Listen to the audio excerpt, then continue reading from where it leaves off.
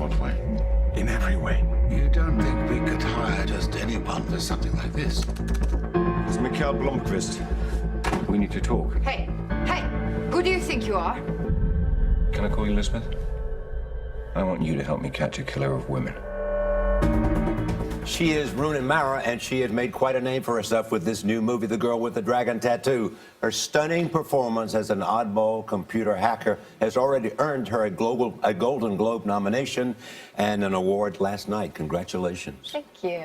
So tell us about Elizabeth, this extraordinary character in a previous film and in books that have sold 65 million copies. Wow.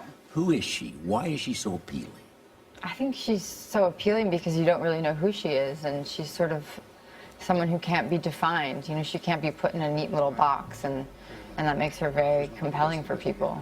You sort of never know what you're going to get from her. She's very unpredictable. Vulnerable at the one hand and also confident at the other hand. Yeah, you know, she's extremely strong and fierce, but in that same moment, she also has a lot of vulnerability. You know, she has sort of all of these contradicting sides to her, and that makes her incredibly complex and interesting. So when they came to you and said, this is, David Fincher said, you're mine, Elizabeth, did you say, let me think about it? Well, I had been auditioning for 2.5 months, so I had quite enough time to think about it. So, you know, it was a very long, drawn-out process, so by the time, you know, he finally told me that the part was mine, I didn't have much to think about. In fact, you told them, as you have said to me, you said to them, enough of this. Yeah. I'm ready. Yeah, you know, I felt very frustrated at that point. I had sort of been very much into the character already for over 2 months, and I was just sort of ready to either jump into it or move on with my life. You know, what I think about, when I saw the movie, I have to say, Rooney, I thought it was so disturbing and so scary and so good at the same time. I spent a lot of time watching it through my fingers. And, you know, I know Scarlett Johansson wanted the role. Several people wanted the role, but you're the one that got it. And so when you look at your work on the screen, I'm wondering how difficult it was to play, because there's a very brutal scene, you know, where she is very viciously raped. And it was so tough to watch. I can't imagine. I know it's called acting because I remember you from The Network. You played Mark, the girlfriend. At the beginning of the film. You played the girlfriend at the beginning of the film. So I know it's called acting, so I know you've got quite a range. But what was it like for you playing that scene? I was so disturbed by that scene. You know, I was quite disturbed shooting that scene. It was a really hard week. We shot all of the scenes, you know, when I get raped and the revenge scene. We shot them all back to back. Can I say the theater was applauding at the revenge scene? I don't know if that's the correct response. I know it wasn't, but we were applauding. Yes, yes. You know, it was we started shooting that scene on Valentine's Day, so it was a really hard scene to shoot. One of the things that's interesting to me is how many women love the character. Yeah, you know? yeah. And is part of that also part of this woman who is so self-confident? She's her own woman, and she's got a lot of brains and a lot of talent. No, and I think part of it is the revenge scene, that, you know, why we sort of embraced you in the end of the movie.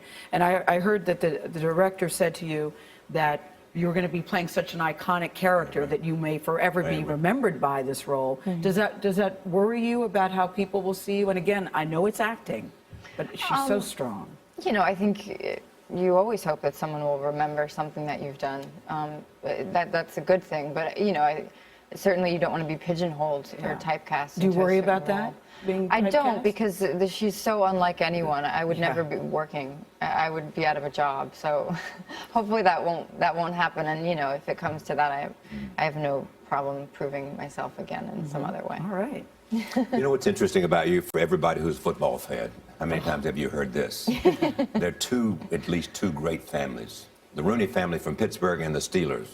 The Mara family from New York and the Giants. Yes. Does that make you have football in your genes so that you love the game? Yeah, I mean, it's definitely a part of my heritage, and it's a very unique, special part of my family. And I appreciate football very much, but I'm not a crazy, yeah. And so when the Giants are playing the Steelers, you say? Well, it very rarely happens, you know. And I love both teams very much, but my dad works for the Giants, and I live in New York, so So go Definitely. Giants. Yeah. Can I talk about your look for a second? Because the look was so different too. You had to shave, you bleach your eyebrows, you had to shave your hair, and you know she has a very extreme look. And you're sitting here today, very stunning, I might say. When you look in the mirror, was it hard when you saw yourself as that character for the first time? Did you even recognize yourself? It wasn't, because I had been auditioning for so long, so Oh, I so was you knew, already sort of okay. in this weird place of feeling like the character, but I didn't look like her. So I actually was really anxious to have it happen. I felt really ready to do that. When you look at the movie, how much did you look at the previous movie and the character that had already been created to say, I don't want to be that because I want to define it myself, or I want to take it to another level?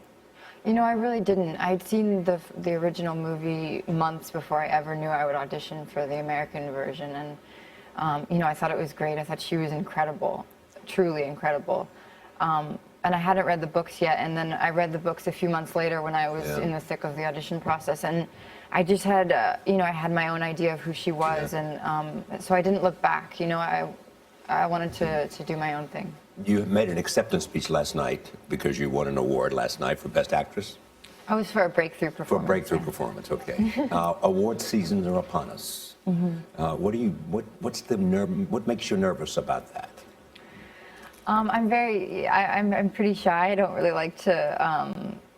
I get very nervous in large crowds like that, so it's scary. It's scary doing those kinds of things. I said last night before, I was like, I'm more scared being up here in front of everyone than I was to do anything on this film. When you look at the film now, is there anything you would change about the performance that you gave? Oh, of course, yeah. There's a lot of things I would Like change. what? Very specific things that probably no one would ever care A about. look here, or a notice. reaction there. Yeah, just, you know, you always feel that way. You never feel like you got it right, and you always feel like you could have done it better. I'm always surprised when I hear actresses and actors are nervous, because I'm thinking, you could just act. You could just act. I'm not nervous. Congratulations to you. Thank you. Congratulations with the Golden Globe. Thank you. What will Rooney Mara wear? That's the question I'll be watching. We'll be watching those Oscar nominations too in a couple of weeks.